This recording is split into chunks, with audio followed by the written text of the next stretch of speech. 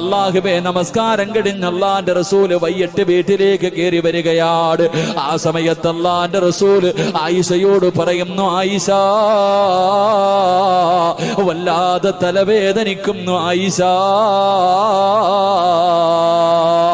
ആയിഷ ബീവി റളിയല്ലാഹു തആല അല്ലാഹുവിന്റെ പ്രവാചകന്റെ തലവേദന എടുക്കുന്നു എന്ന് പറയുമ്പോ പ്രവാചകനെ ഇങ്ങനെ മടിയിൽ പിടിച്ച് കിടത്തിയിട്ട് ആയിഷ ബീവി റളിയല്ലാഹു തആല അല്ലാഹുവിന്റെ റസൂലിന്റെ തല ഇങ്ങനെ തടകി കൊടുക്കുകയാ.